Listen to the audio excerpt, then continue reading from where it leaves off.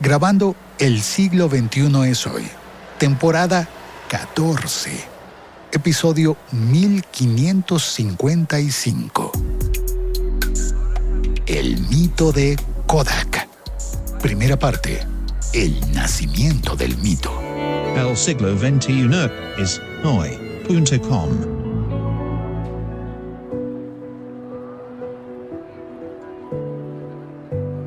La historia que nos han contado dice que Kodak inventó la cámara digital y decidió guardarla en un cajón sin utilizarla. Que en 1975 uno de sus ingenieros creó el futuro y Kodak decidió ignorarlo. Y desde entonces, con una superioridad moral que nos da la retrospectiva desde el siglo XXI, donde sentimos que todo debió haber sido diferente en el pasado. Todo estaba mal. Hemos estado contando esa historia como si se resumiera en una estupidez ejecutiva. Mira, estos genios del fracaso de Kodak. Tuvieron la cámara digital antes que nadie y la rechazaron. Como si toda una compañía que había cambiado el mundo se hubiese venido abajo por una sola mala decisión. Como si fuera tan fácil. ¿Y si no fue un error? ¿Y si en ese momento haber guardado la cámara digital fue una decisión acertada? ¿Y si Kodak no se acabó por eso? ¿Si Kodak ni siquiera se ha acabado?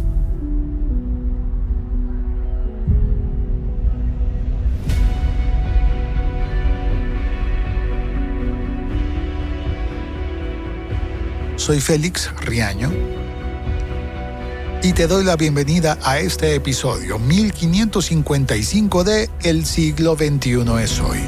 Es un episodio largo porque vamos a contar todo lo que sí pasó. La verdadera historia de Kodak es mucho más compleja de lo que nos han dicho y mucho más reveladora. Literalmente. Este es un episodio largo. Vamos a recorrer toda la historia de Kodak, sus triunfos, sus errores, las lecciones que todavía podemos aprender de Kodak.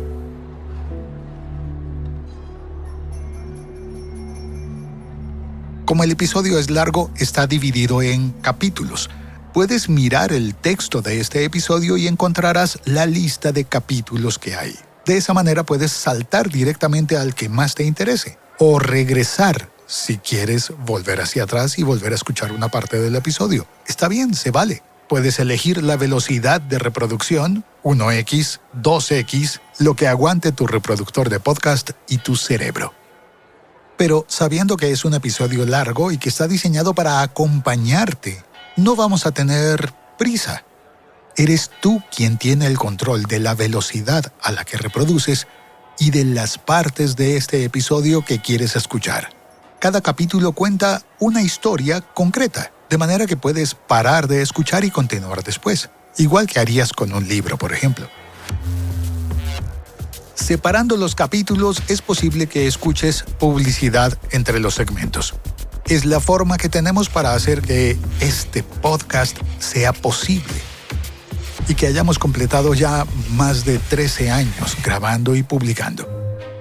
Sí, nadie trabaja gratis. Ni Kodak, ni tú, ni yo. Y la publicidad es la que hace posible que puedas escuchar este podcast gratis en Spotify, en YouTube o en cualquier aplicación, la que tú elijas. Pero para las personas que quieren escuchar sin publicidad, hay una opción. El canal Premium en Apple Podcast. Así lo hemos manejado en los años anteriores, pero ahora hay una nueva opción para oír sin publicidad. El Club de Supporters en Spreaker. El Club de Apoyo, o yo lo voy a llamar de cariño el Club 21. En Spreaker puedes entrar pagando $2 al mes y obtener todos los episodios sin publicidad. $2 es muy barato, sí, yo sé, por todos los episodios sin publicidad. Así que a partir del 1 de enero de 2026, el precio subirá a $3 por mes. A partir del 1 de febrero de 2026, el precio subirá a $4. Sí, en marzo subirá a $5, en abril a $6, en mayo a $7, en junio a $8, en julio a $9 y en agosto a $10. Pero la buena noticia es que el precio que tenga cuando tú entres será el precio que se mantenga siempre para ti. Bueno, pero no todo hay que cobrarlo en la vida. Puedes seguir escuchando el episodio totalmente gratis con publicidad, si así lo quieres. Finalmente, solo tienes que oprimir el botón y saltarla. Todo esto para contarte que a partir de ahora, El Siglo XXI es Hoy, sin publicidad, está disponible en Apple Podcast, en el canal Premium, con pago, y también en Spreaker, en el club, con pago. Volvamos a cómo navegar este episodio. En las notas del episodio encontrarás los títulos de los capítulos, los minutos en donde comienza cada capítulo y los enlaces, por ejemplo, para entrar al club de supporters. Si te sale publicidad y no quieres escucharla, pues adelántala, fácil. Te recomiendo también, ¿por qué no?, servirte un café o lo que te guste tomar. La idea es que estemos cómodos y que preparemos nuestra mente para una historia de innovación, tecnología, ciencia, química, orgullo, dominación mundial y caída. ¿Comenzamos?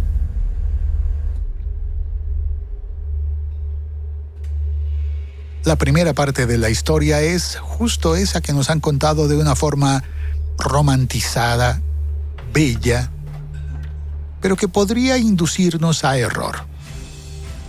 En una fresca tarde de otoño de 1975, en el corazón de Rochester, la sede de Kodak, bullía una rutina casi inmutable.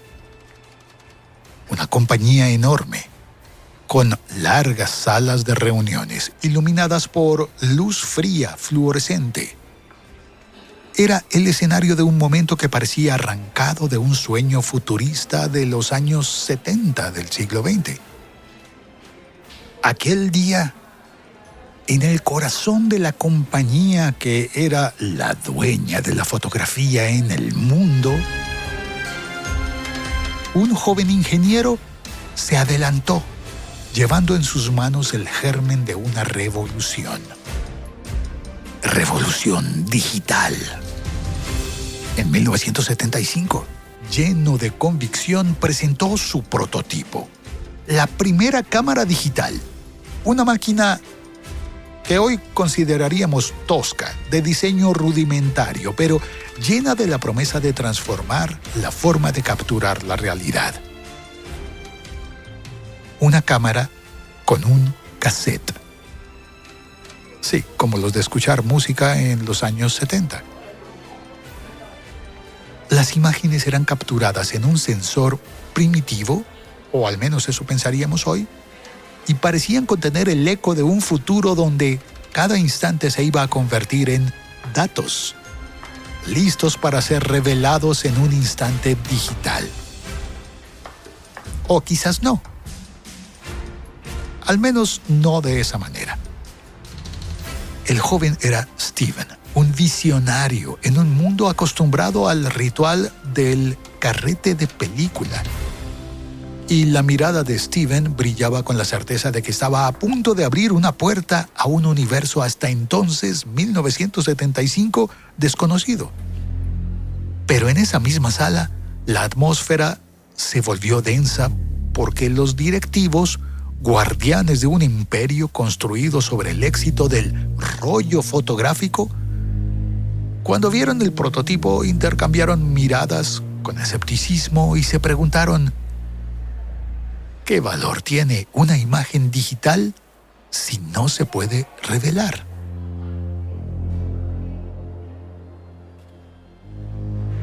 Esa idea de la fotografía digital tan fresca, tan disruptiva, amenazaba con desmoronar el lucrativo negocio de Kodak, que durante décadas había sido la esencia de esa empresa.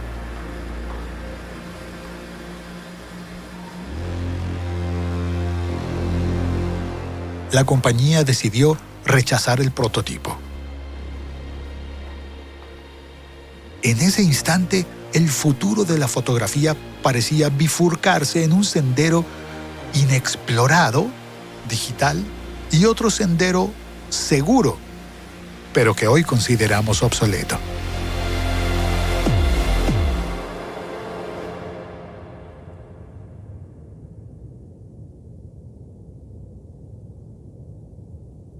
La sala de reuniones quedó con una mezcla de resignación y un destello tenue de lo que pudo haber sido, y no sería, al menos todavía, mientras el prototipo era enviado a un rincón olvidado.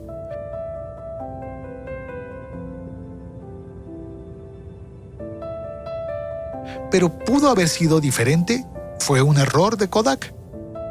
¿Habría cambiado la historia si Kodak en ese momento hubiese empezado a producir cámaras digitales? Ahora sí, estamos listos para recorrer la historia de la compañía que dominó la fotografía mundial y que terminó desvaneciéndose. Comenzamos ahora el primer acto, el auge de Kodak. En el segundo acto escucharemos la caída de Kodak. Y en el tercero, la desaparición, el golpe final.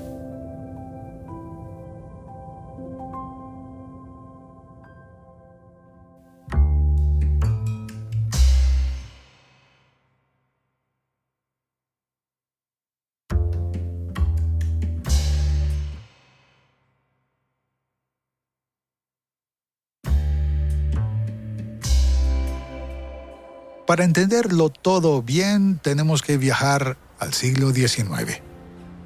La fotografía era un lujo, reservado a unos pocos. En esa época, capturar un momento significaba enfrentarse a procesos laboriosos, cámaras pesadas y la necesidad de dominar técnicas muy complicadas. El arte de inmortalizar instantes estaba lejos de ser algo cotidiano. Pero vendría un cambio. Un hombre con un invento iba a cambiar cómo hoy vemos la historia.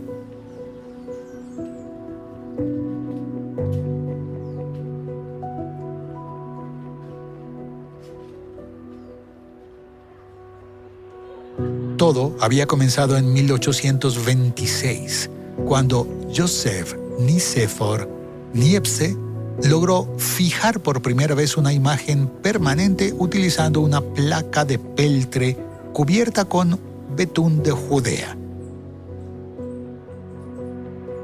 Pero el proceso se llamó heliografía en aquel momento. 1826. Y es posible que te hayas quedado pensando, ¿qué es betún de Judea? Esto del betún de Judea era como una especie de derivado del petróleo, un asfalto natural, que se habría llamado así porque provenía del Mar Muerto, de Judea. Para 1839, Louis Daguerre perfeccionó el método con el daguerrotipo, que utilizaba placas de cobre, recubiertas con plata y con vapores de mercurio. También Niepce, Joseph Nicéphore Niepce, estaba en Francia, igual que Louis Daguerre, pero en Inglaterra también había otra persona desarrollando el invento, William Henry Fox Talbot. Su versión de este aparato para captar imágenes se llamó calotipo, que era un proceso que ya utilizaba el negativo y el positivo, que sería la base de la fotografía analógica moderna.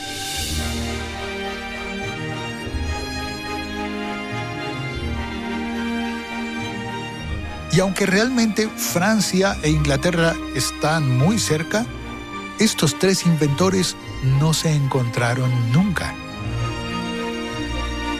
Parece que los dos de Francia sostuvieron correspondencia en algún momento.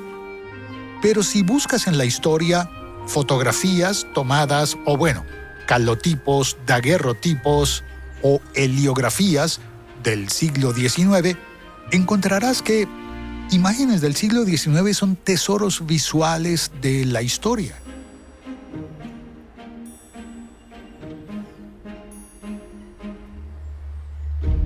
La primera fotografía permanente habría sido de Joseph Nicéphore Niepce hacia 1826, en Salou-de-Varenne, en Francia. 1838, la vista del Boulevard du Temple, en París, un daguerrotipo. Y son imágenes de museo. Y hacia finales del siglo XIX, todavía las fotografías eran el resultado de un ritual súper complejo, una ceremonia.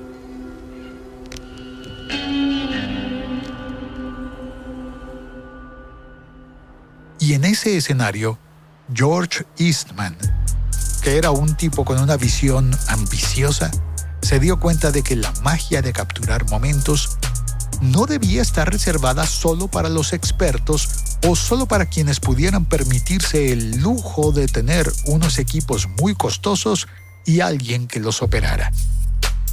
George Eastman soñó con un mundo donde cualquiera pudiera inmortalizar sus vivencias con la simpleza de presionar un botón. Simplificar todo el proceso con solo apretar un botón. Y esa idea revolucionaria se convirtió en el motor de lo que sería su compañía Kodak. George Eastman, el hombre detrás del imperio Kodak. El tipo había nacido a mediados del siglo XIX, 1854, en Waterville, Nueva York. En una familia. En sus biografías dice que su padre murió cuando él tenía apenas 8 años y que entonces la familia estaba en una situación económica precaria al no tener su padre proveedor. A los 14 años, George Eastman abandonó la escuela para trabajar y ayudar a mantener a su mamá y a sus 2 hermanas.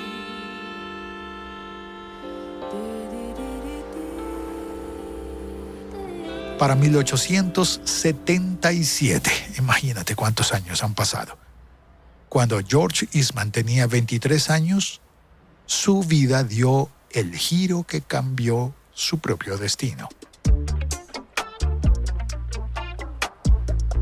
Él planeaba un viaje a Santo Domingo y decidió documentar el viaje con fotografías. Pero claro, era engorroso, costoso, necesitaba equipos pesados, placas de vidrio y productos químicos complejos. A sus 23 años empezó a experimentar en la cocina de su mamá, buscando una manera de simplificar cómo tomar una fotografía. Y el reto era prácticamente inventar por completo la experiencia fotográfica a partir de lo que se conocía hasta entonces. Dicen que pasó interminables noches en su laboratorio, entre bocetos, pruebas, errores.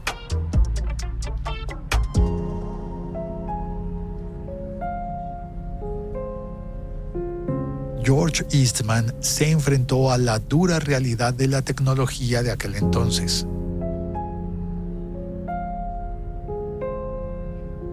Se demoró mucho más de lo que había tardado un viaje a Santo Domingo.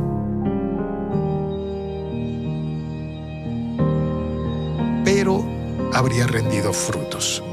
Para 1880, George Eastman patentó una máquina para preparar placas secas. Y era un avance enorme porque ya no hacía falta transportar productos químicos líquidos, que era peligroso. Y ese invento fue el primer paso hacia su sueño de hacer la fotografía accesible para todos. 1884. Entonces lanzó la película en rollo. Un invento revolucionario que reemplazó a las frágiles placas de vidrio. Imagínatelo, como las placas de vidrio, pero flexible. No se rompía. Y para 1888, George Eastman cambió el mundo para siempre al introducir la cámara Kodak. Un dispositivo simple, portátil, que venía precargado con un rollo de película para 100 fotografías. Su invento más notorio no era precisamente la cámara, era el carrete de película. Con ese ingenio, la fotografía dejó de ser un proceso tan engorroso y se convirtió en algo accesible para todos. Bueno, al principio no para todos, pero al final de la historia, todas las personas que conocemos pueden tomar una fotografía. Todas.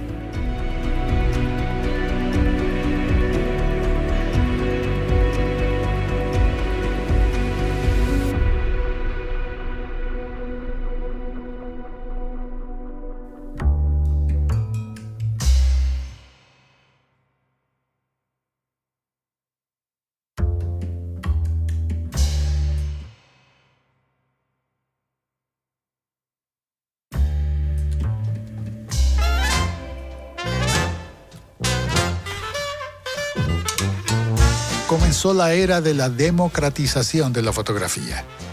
La primera cámara Kodak fue conocida como la Kodak número 1, lanzada al mercado, como dijimos, en 1888. Con un diseño sencillo para la época, obviamente, y su sistema de película en rollo. Eso eliminaba la necesidad de ajustes técnicos complicados por parte del usuario. Aunque si lo vemos en retrospectiva, todavía seguía siendo complicado, pero no tanto. El hecho de poder girar un rollo y seguir tomando fotografías en lugar de preparar vidrios con químicos, pues era un avance enorme. Pero la innovación de tener un rollo fotográfico implicaba un nuevo modelo de negocio. El usuario simplemente tomaba las fotos y cuando se agotara el rollo de película, enviaba la cámara a la central de Kodak. Allí se revelaban las imágenes, se imprimían en papel y se recargaba la cámara para que la persona pudiera continuar capturando momentos.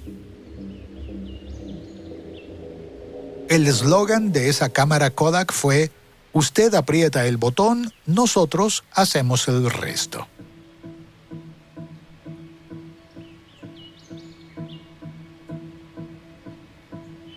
Por supuesto, el proceso de revelado tenía que quedar en manos de expertos. ¿Y quiénes eran los expertos en ese modelo? Sí, Kodak.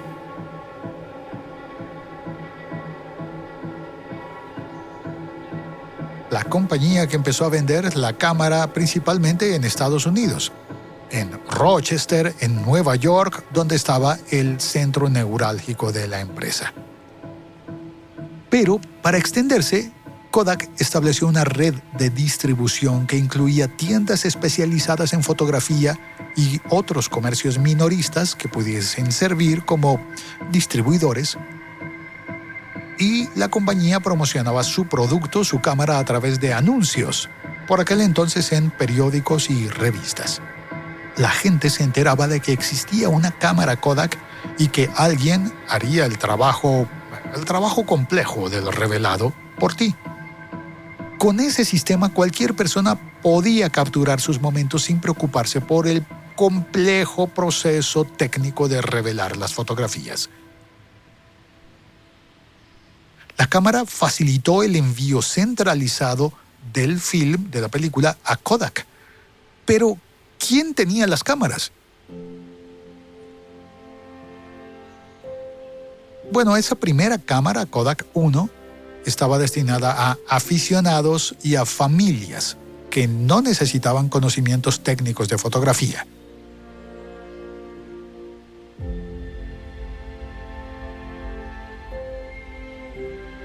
Personas comunes que querían capturar momentos especiales y que tenían el dinero para comprar el aparato, la cámara de retratar, le llamaban a algunas personas. Máquina de retratar. Y el dinero para enviar esa máquina de retratar a los distribuidores de Kodak para que la enviaran a Rochester, revelaran la película, imprimieran las fotos en papel y le regresaran a uno la cámara recargada y las fotografías en papel listas para el álbum familiar. Ese enfoque impulsó obviamente las ventas y creó una infraestructura de servicio que sostenía el modelo de negocio.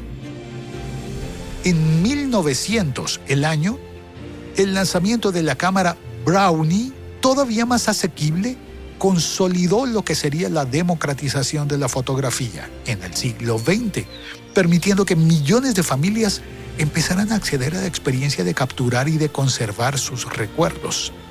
Ya no había que ser millonario para salir en un retrato. Bueno, no tan millonario. En realidad, por aquel entonces, el proceso de enviar la cámara a Rochester, a Kodak, que la recargaran y que te la regresaran con una película nueva y con las fotografías impresas, ese servicio costaba unos $10. $10 del año 1900.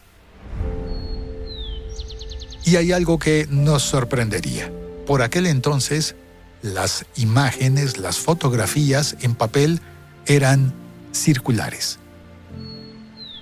De unos un poco más de 6 centímetros de diámetro, y las entregaban montadas en tarjetas para poderlas ver y almacenar.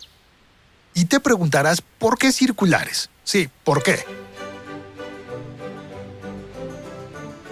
Con las lentes de aquella época había que compensar la distorsión óptica de la cámara, que afectaba la calidad en los bordes de la imagen. El proceso químico de revelado seguía siendo complejo y requería mucha experiencia para no arruinar las fotos.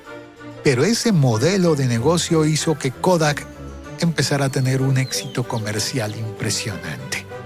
Permitía que la fotografía llegara a quien la pudiera pagar.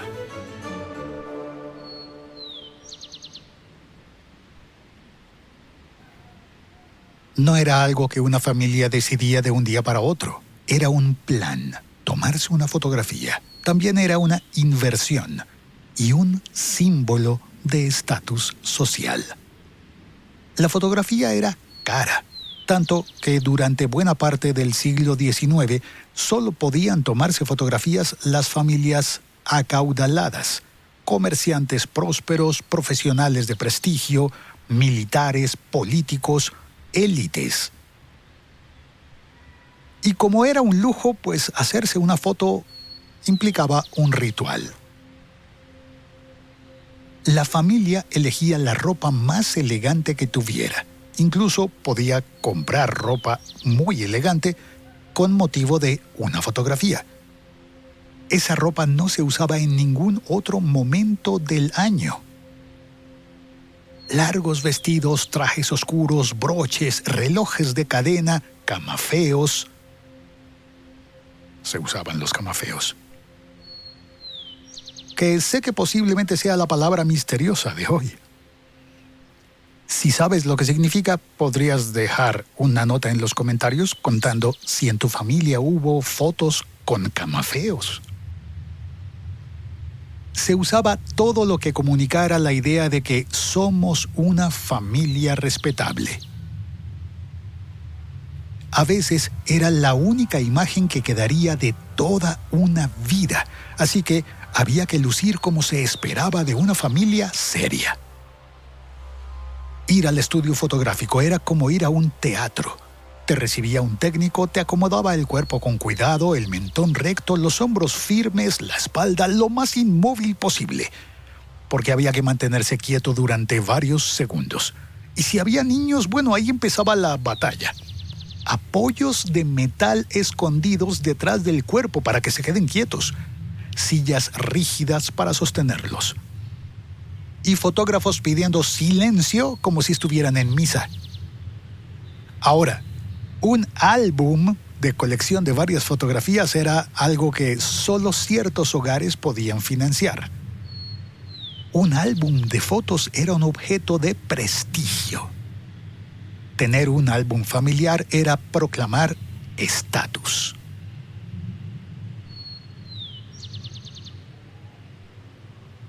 De manera que los clientes de las fotografías no eran muchos. Porque había que contratar un estudio fotográfico o, más costoso posiblemente, contratar a un fotógrafo con todo su equipo para que viniera a tu casa, probablemente tu mansión, a tomar la foto familiar.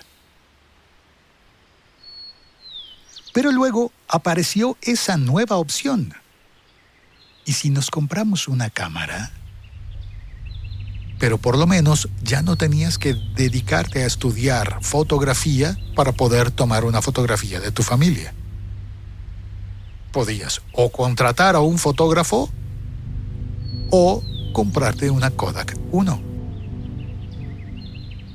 Una box cámara que en 1888 costaba unos $25. Una familia podía comprar una cámara o comprar un caballo para su granja.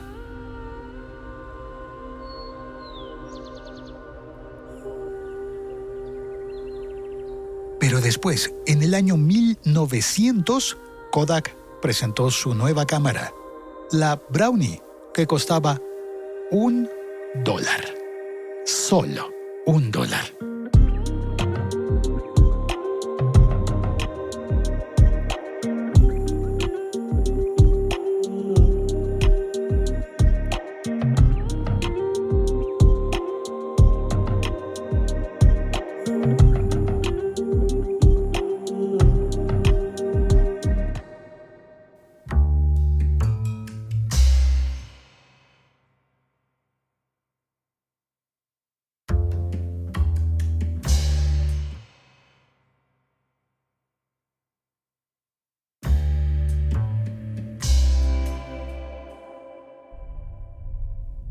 La cámara Brownie costaba $1. $1 del año 1900. Y al principio, evidentemente, mientras Kodak crecía, esa cámara se podía conseguir solo en Nueva York y en Chicago. Pero claro, cada modelo se hacía más fácil de transportar y de enviar a otros lugares. La cámara Brownie, al comienzo era una caja de cartón recubierto con cuero artificial. Y después lo empezaron a recubrir con baquelita negra. La cámara ya pesaba solo 220 gramos. Cabía en la palma de la mano. Eso confrontado con los equipos que había que llevar en grandes baúles, pues era un enorme avance. Una lente fija en medio de la caja, sin enfoque ajustable, no podías enfocar, era muy básica. Apertura fija, ideal para escenas bien iluminadas. Eso sí, hacía falta mucha luz para utilizar una cámara Brownie. Y en la parte superior de la cámara un botón de disparo, un obturador de fuelle que producía un clic suave. Una curiosidad es que no tenía visor óptico. En su lugar, un marco de alambre ayudaba a encuadrar la imagen. No sabías cómo iba a quedar la fotografía, pero más o menos podías hacerte una idea si apuntabas con el marco de alambre. Más o menos. Ahora, estas cámaras Brownie ya no tenían el rollo de 100 fotografías. Eran más pequeñas y para poder hacer que fuesen pequeñas, pues había que reducir todo. Con rollos de película de 117 milímetros que permitían tomar 6 fotos, para ese momento ya cuadradas, de 6 centímetros por lado. Una perilla para avanzar la película, apuntar con el marco de alambre y presionar el botón. Y ya está, tomaste una fotografía. ¿Qué va a salir en la fotografía? Ya es otra cosa. Pero por $1 podías obtener esa cámara, que fue la primera que llegó a ser verdaderamente masiva, porque costaba $1. E incluso empezaron a anunciarla en revistas infantiles, animando a que los niños pudieran capturar sus propias fotografías. Empezaron a vender a familias de clase media, a viajeros y a personas aficionadas que no tenían conocimientos técnicos de fotografía. Tomaban sus 6 imágenes y enviaban la cámara completa hasta las oficinas de Kodak en Rochester, Nueva York, donde por 15 centavos adicionales, más los gastos de envío, porque depende de qué tan lejos estés de Rochester, Kodak revelaba las fotografías en papel brillante y te devolvía la cámara Brownie recargada con un rollo nuevo, otras 6 fotografías, las imágenes impresas en tonos, podías elegir 2 colores, negro, blanco y negro, o sepia. Eran 2 opciones. Y con eso las familias empezaban a almacenar las fotografías de cumpleaños, paseos en bicicletas, picnics en el parque. Pero claro, con el procedimiento que requería tanta luz, por aquel entonces empezó a surgir la idea de que para tomar una fotografía y que la fotografía saliera bien, tenías solo 6 opciones, pues tenías que quedarte quieto. El fotógrafo tenía que quedarse muy, muy quieto. Y las personas que iban a salir en la fotografía también tenían que quedarse muy, muy quietas. Hasta ahora hemos hablado de la fotografía como un acto muy serio, solemne, personas inmóviles, miradas rígidas, cuerpos tensos, prácticamente ninguna sonrisa. Y es curioso porque hoy damos por hecho que en una foto se sonríe, pero eso es una costumbre sorprendentemente reciente. Durante casi todo el siglo XIX, aunque se podían tomar fotografías, nadie sonreía para un retrato, no se le ocurría a las personas. Las cámaras necesitaban exposiciones muy largas, estar puestas sobre un soporte, podríamos decir un trípode de aquella época, las cámaras predecesoras a las de Kodak. I can't help but feel good. I can't help but feel fine. Everything is in its place and everything is mine. I can't help but feel good. I can't help but feel fine. Everything is in its place and all of it is mine.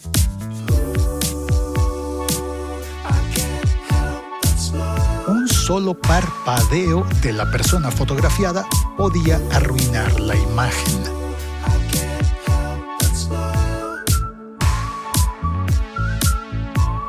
I'm reinventing myself. I'm me and nobody else. I'm reinventing myself. I'm me and nobody else. I can't help but smile. Y segundo, la cultura de la época veía el retrato como un ritual, un momento tan importante que se parecía más a una pintura que a lo que hoy conocemos como una foto casual. Mostrar los dientes en una sonrisa se consideraba vulgar, inapropiado o poco elegante. Todo empieza a cambiar cuando la cámara se vuelve más pequeña, más accesible y cambia ese ritual de la fotografía. Cuando la fotografía ya no depende de ir a un estudio, cuando la cámara puede ir hasta donde tú estás, cuando no hay que aguantar la respiración durante varios segundos, cuando no hay un profesional que te ordena cómo posar y quedarte totalmente inmóvil, las sonrisas empiezan a aparecer por sí solas. Cuando las fotos se pueden hacer en picnics, en excursiones, en fiestas, la vida se empieza a colar en la foto. Y si la vida entra, también entra la sonrisa.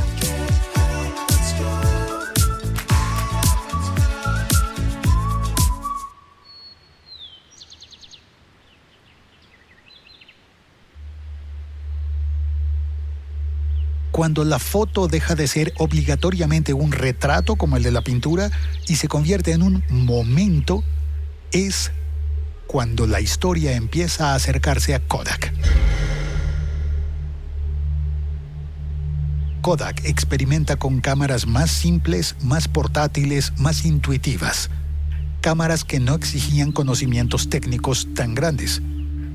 Una cámara que iba a cambiar todo. Una cámara tan sencilla que hasta los niños podían usarla. La Brownie. Evidentemente, con ese modelo de negocio de cámaras a $1 revelados por 15 centavos, mientras más se vendía, más ganaba la compañía de George Eastman, que empezó a ganar suficiente dinero como para vivir, para hacer crecer la empresa, para pagar la publicidad en las revistas y periódicos, e incluso para donar parte de su fortuna a instituciones educativas como el MIT, el Instituto Tecnológico de Massachusetts, y como la Universidad de Rochester. Kodak avanzó y creció durante el siglo XX. Todo el siglo XX estaba produciendo masivamente cámaras y al mismo tiempo empezaron a establecer una red de laboratorios capaces de procesar millones de rollos fotográficos. En la fábrica de Rochester, los trabajadores y las máquinas empezaron a tener líneas de producción, como en una fábrica de nivel masivo, porque era una fábrica masiva.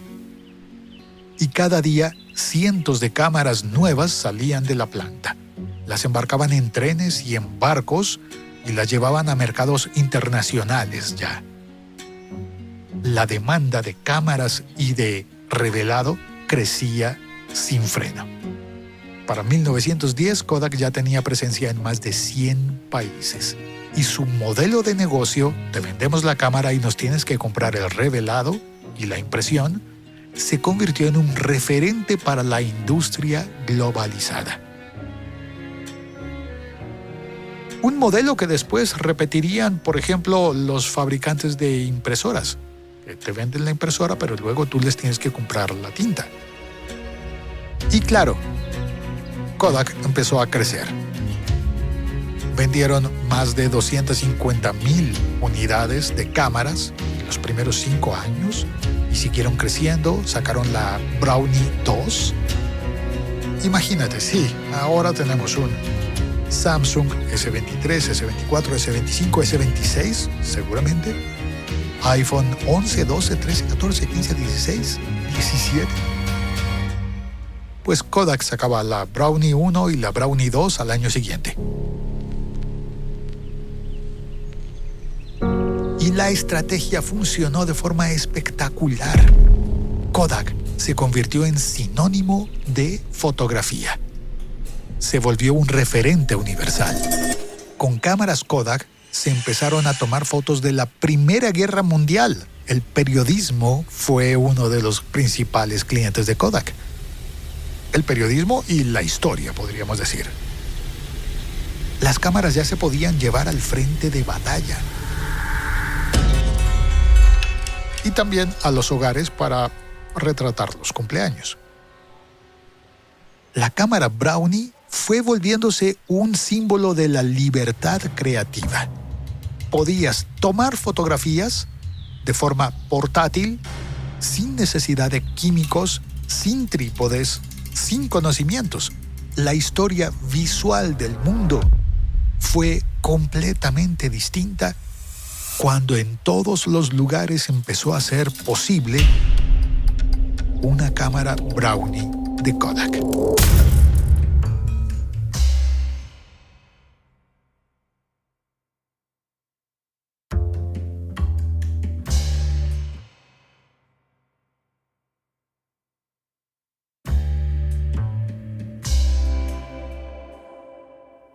La vida y la empresa de George Eastman estuvo marcada por el gran éxito. Aunque dicen que también tuvo mucha soledad como persona. Nunca se casó, no tuvo hijos y en sus últimos años sufrió una dolorosa enfermedad degenerativa. En 1932, George Eastman decidió poner fin a su vida, cuando tenía 77 años.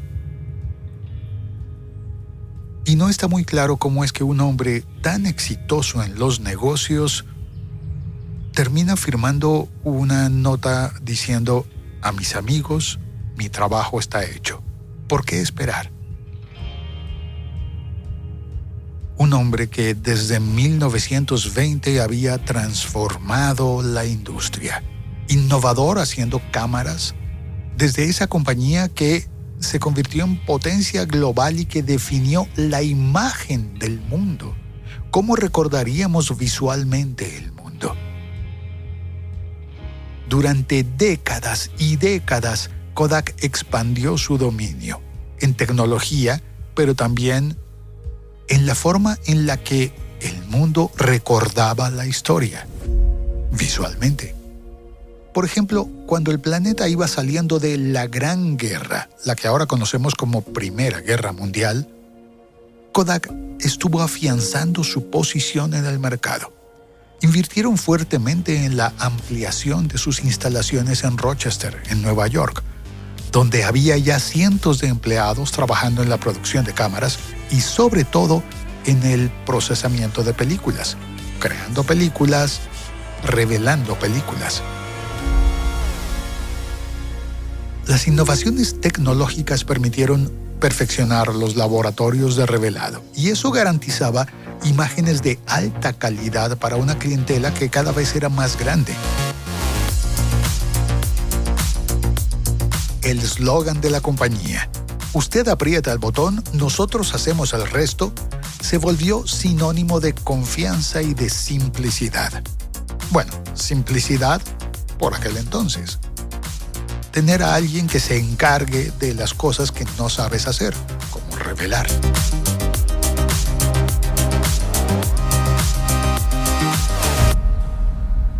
La fotografía podía empezar a ser cotidiana, al alcance de los no expertos, y eso iba a cambiar el mundo. Tanto que se iba a volver obligatoria. Las fotos en documentos oficiales. Pasaportes, cédulas de identidad y todos los documentos de identificación, porque antes no tenían fotografías y ahora podían tener fotografías. Es más, ahora se hacía mandatorio, obligatorio, tomarte una fotografía para poder tener un documento de identidad. Los gobiernos encontraron una herramienta muy útil para reforzar la seguridad y la verificación de la identidad de las personas. Y esto empezó entre 1920 y 1930, con los pasaportes. cuando llegaron los años 30 del siglo XX, en la presión de una economía en recesión en Estados Unidos y en el mundo, y con el impacto emocional y operativo de la pérdida del fundador de la compañía, Kodak supo transformar la adversidad en una oportunidad para renovar su visión y para reforzar su liderazgo en el mundo de la fotografía. George Eastman murió en 1932 y el mundo se sumía en la Gran Depresión. Kodak tenía que transformarse. No estaba ya su fundador y además la economía mundial alrededor había cambiado. La crisis económica que empezó en 1929 hizo que las familias dejaran de gastar el dinero que gastaban antes. Afectaba primero a las cosas de lujo como las cámaras y los rollos de película. Y eso obligaba a Kodak a reinventarse para seguir siendo competitiva. La filosofía que había impulsado el crecimiento de Kodak, la promesa de capturar momentos sin complicaciones, ahora recaía en manos de una nueva generación de ejecutivos que debían mantener viva la visión de Kodak mientras se adaptaban al mundo en crisis. La compañía quedó en manos del Consejo de Administración.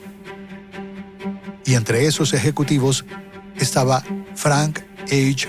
Locke, que se convirtió en presidente en esos años críticos de la Gran Depresión.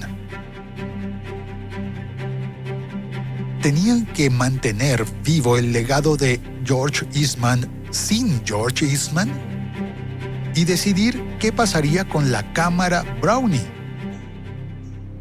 Empezaron entonces a lanzar nuevos modelos de cámaras.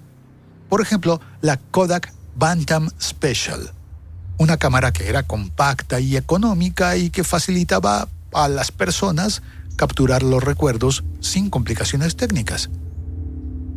Luego, la Kodak Medalist, cámaras para cumpleaños.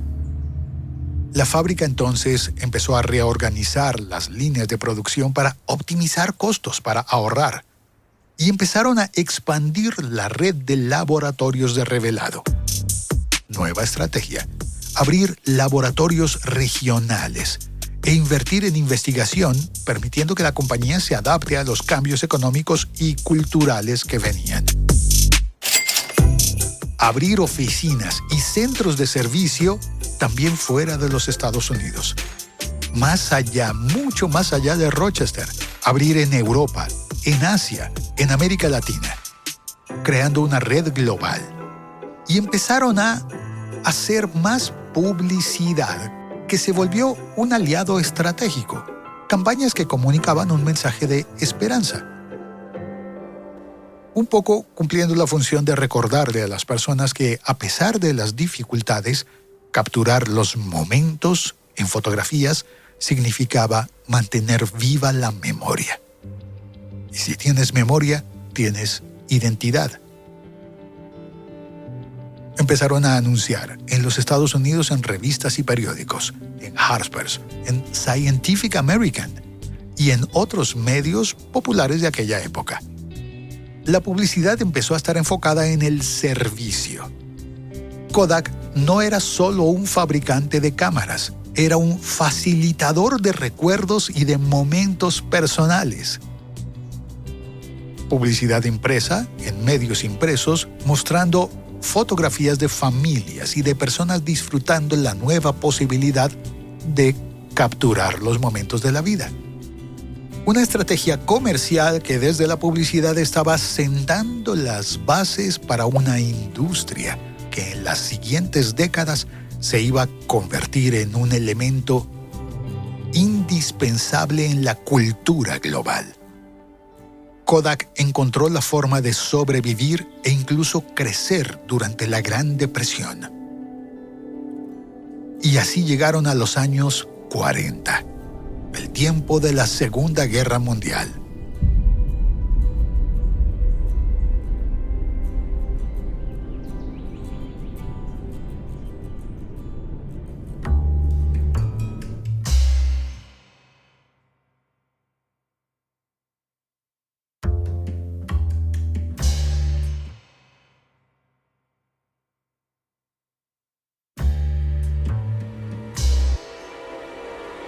¿Qué hace una compañía de cámaras y de películas fotográficas en tiempos de guerra?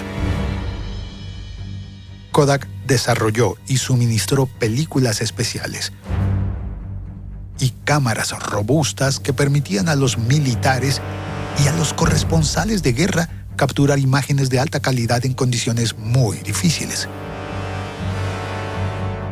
Por ejemplo, sus películas se utilizaron en fotografía aérea para documentar posiciones enemigas. Espionaje aéreo, podríamos llamarlo. Empezó a ser vital para la planificación de operaciones en campos de batalla.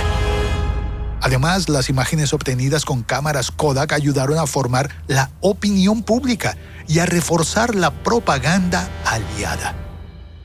Kodak estaba en el bando de los Estados Unidos, por supuesto, y las cámaras iban directamente para periodistas y para soldados, y para las familias de los soldados. Era una manera de preservar la historia familiar y la historia colectiva. Y por supuesto hay grandes documentos fotográficos de la época de la Segunda Guerra Mundial. Kodak seguía creciendo y creciendo, sosteniéndose en épocas difíciles y llegando hasta los años 50 y 60, la posguerra. El tiempo del surgimiento de la generación boomer, cuando los soldados regresaban a sus casas, bueno, los que podían regresar a sus casas, y encontrarse con que Kodak ahora había introducido mejoras en la sensibilidad y en la calidad de las películas fotográficas. Ahora las personas podían empezar a tomar, por ejemplo, fotos en colores. La imagen de la historia se convertía en algo más optimista, más moderno. Y empezaba a entenderse la fotografía ya no solo como un registro documental, sino como una forma de arte. Una mayor red de servicios, más venta de rollos fotográficos, más venta de servicios de revelado y de impresión de copias, más álbumes familiares alrededor del mundo. Y Kodak controlando casi la totalidad de la cadena de valor, desde la venta de la cámara hasta la impresión de cada fotografía. Todo pasaba por Kodak, que para entonces ya tenía lo que podríamos llamar un monopolio absoluto en el campo de la fotografía.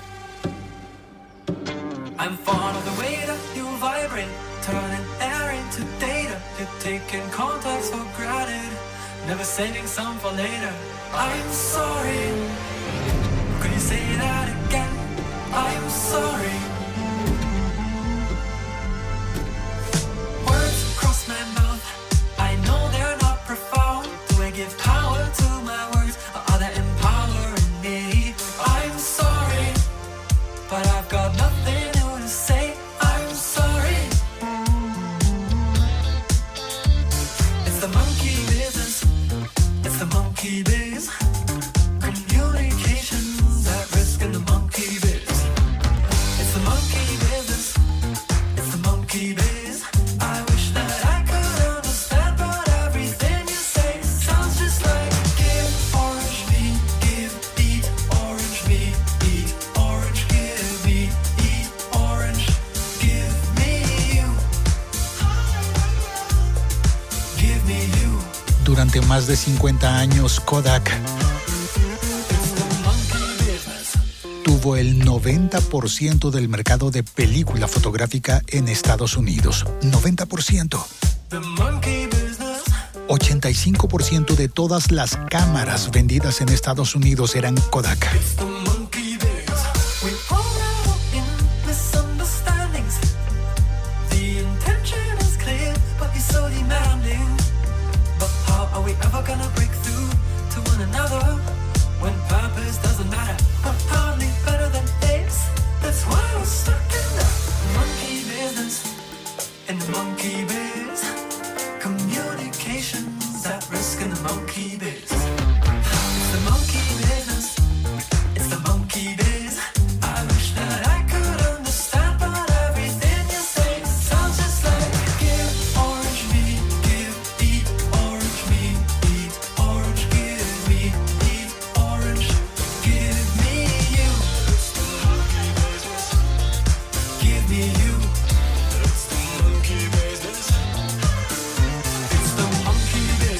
vendían películas, vendían cámaras y tenían el 90% del mercado del revelado y procesamiento fotográfico.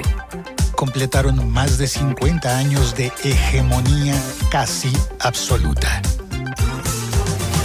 Orange me, eat orange me, eat orange, give me, eat orange, give me you. It's the monkey business. Give me you. The monkey business. Give orange me, eat orange me, eat orange, give me, eat orange, give me you. It's the monkey business. Give me you. It's the monkey business.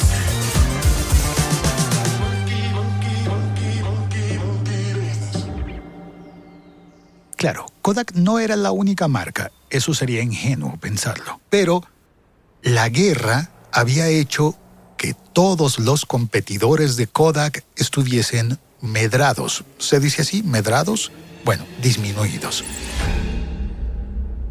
Hagamos un breve repaso por las marcas de equipos fotográficos. A lo largo de los años se habían fundado muchas otras compañías con un propósito similar al de Kodak.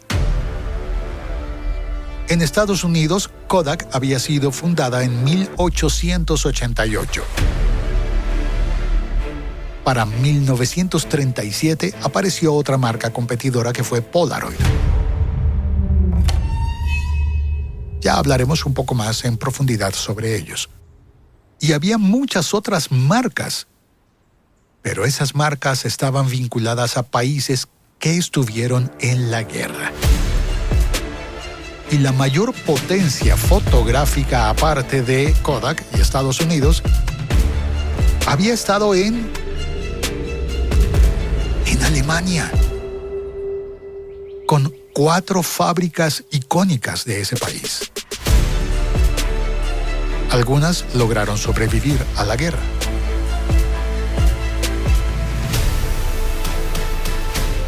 Leica, que había sido fundada en 1869, incluso antes que Kodak, que fue la marca que en 1925 presentó la primera cámara de 35 milímetros, el formato que iba a ser el estándar de la fotografía profesional. Leica. Pero también en Alemania estaba una compañía fundada en 1926 que fue Zeiss Ikon. Zeiss con Z.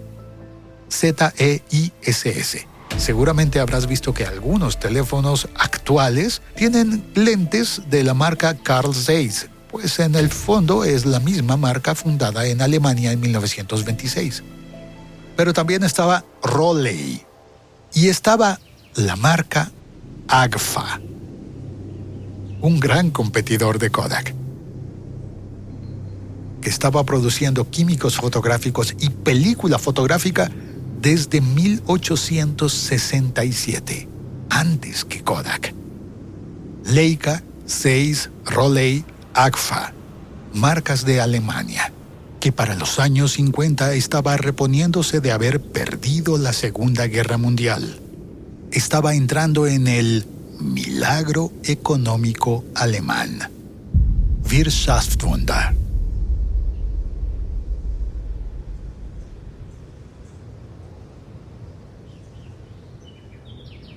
Y sí, seguramente ya estás adivinando.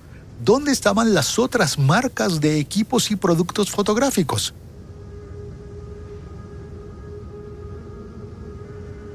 Pentax, Asahi Optical, Minolta, Olympus, Canon y Nikon. 5 marcas de cámaras y de películas fotográficas japonesas. Todas fundadas a comienzos del siglo XX. más las 4 marcas importantes de Alemania, ya eran 9 competidores de Kodak derrotados en la guerra. Uno más de esos competidores, que no habían estado en el bando perdedor de la Segunda Guerra Mundial, era Hasselblad, fundada en Suecia, en 1941, justo en tiempos de guerra, pero en territorio europeo.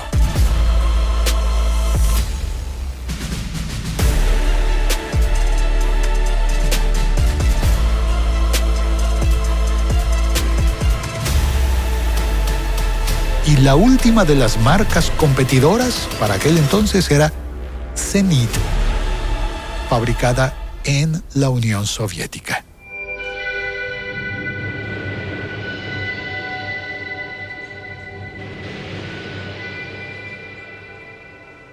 Evidentemente, en el enorme mercado de los Estados Unidos no se vendían las cámaras Hasselblad ni las Zenit, mucho menos las cámaras Pentax, Minolta, Olympus, Canon, Nikon, Agfa, Rolei, Zeiss, Leica.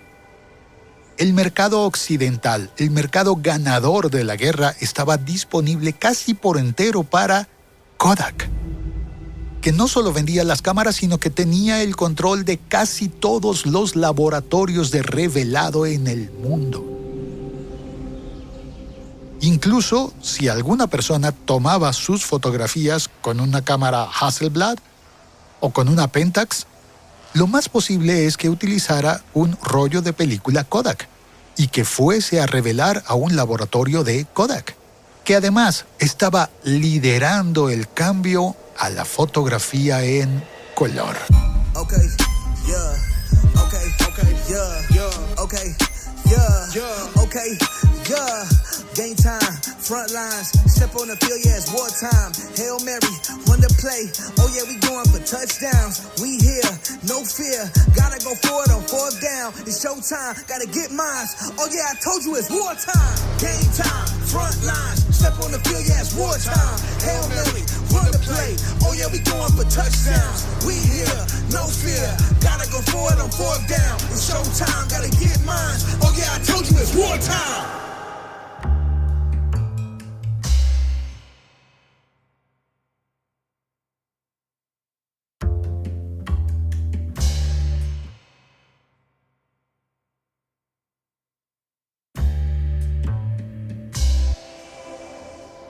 Y hasta aquí llegamos en esta primera parte de la historia de Kodak. Ya vimos cómo nació el rollo, cómo George Eastman convirtió la fotografía en un hábito mundial, cómo las cámaras pasaron del lujo a la vida cotidiana y cómo Kodak se volvió prácticamente un sinónimo de recuerdo, mientras construía una ciudad entera a su alrededor. Todo esto que escuchamos hoy es la superficie luminosa de la historia, el auge, la expansión y esa sensación de que Kodak era demasiado grande para caer. Pero lo que viene ahora es distinto. Cambia el tono. Kodak tropezó y se levantó y volvió a tropezar. En el próximo episodio vamos a entrar en la etapa en la que Kodak empieza a perder el control sin darse cuenta. Vamos a ver cómo una empresa que parecía eterna queda atrapada por sus propias decisiones. Y vamos a entrar en el mundo del color, pero no como un simple avance técnico, como un cambio que revela fracturas internas, tensiones creativas, errores crasos y decisiones que después serían irreparables. En el siguiente episodio hablaremos de Kodachrome, de la guerra por el color, de cómo la televisión, la publicidad y Hollywood empujaron a Kodak a innovar y cómo ese mismo empuje empezó a mostrar las primeras grietas. Si te quedaste con la sensación de que Kodak solo subía y subía, espera a escuchar lo que viene. Porque la historia de Kodak no es solo de inventos, también de advertencias. Y la segunda parte de esta serie muestra exactamente eso. Pero antes de irnos, te cuento algo importante. Este proyecto lo hago yo solo. Cada episodio, cada investigación, cada guión, la grabación, por supuesto, y cada edición. Desde capturar los paisajes sonoros de fondo hasta seleccionar las músicas, todo. Y eso, la verdad es que me lleva tiempo. Sé que para la aparición de este episodio me he tardado mucho.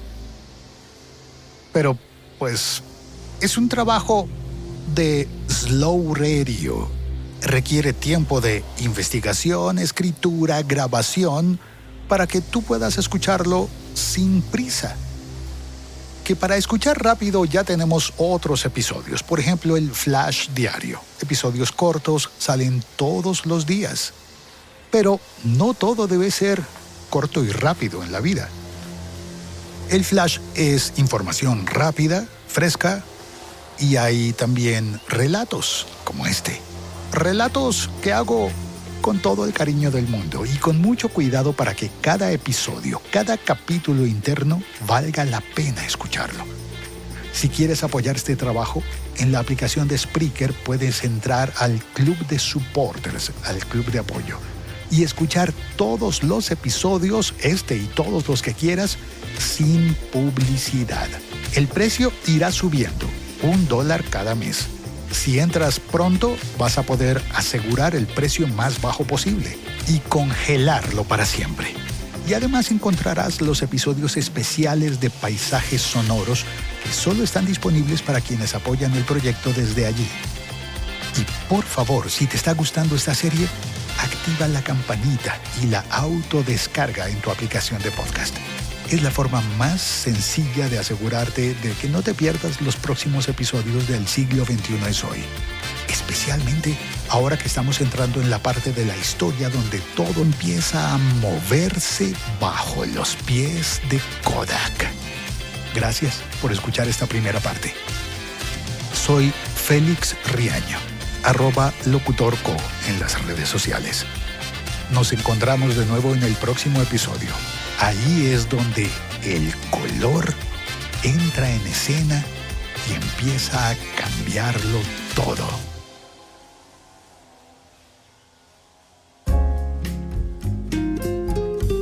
El siglo XXI es hoy.com.